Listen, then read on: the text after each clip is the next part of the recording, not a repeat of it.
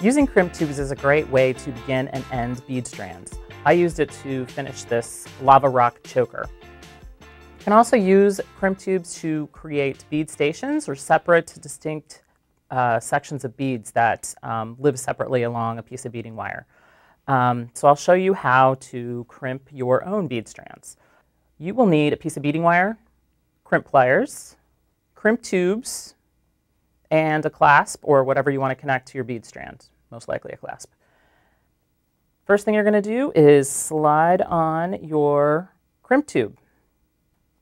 Next, follow it with the loop from one side of your clasp. Then feed the tail back down through the crimp tube. Now we're going to smash the crimp tube using the crimp pliers to secure this wire so that the clasp here will not move around. It will be nice and secure. So once you have your tube in place, you're going to take your crimp pliers. And the crimp pliers have two separate notches. The first notch you use is closest to the joint of the pliers. The second notch is closest to the tip. So we're going to use our first notch here to create the first phase of our crimp. Place your crimp tube right there in the notch and then give it a gentle squeeze.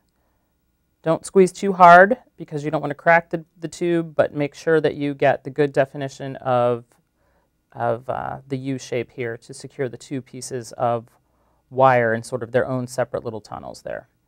Next, you're going to turn the crimp tube so that you can smash the two tubes sort of flat next to each other by using the top notch here of the pliers.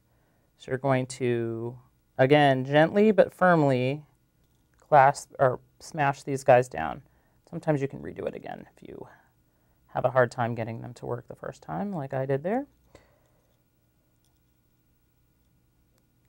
See, so you should have two nice tubes that are sort of laying right on top of each other when your crimp is done. And that's how you use a crimp tube.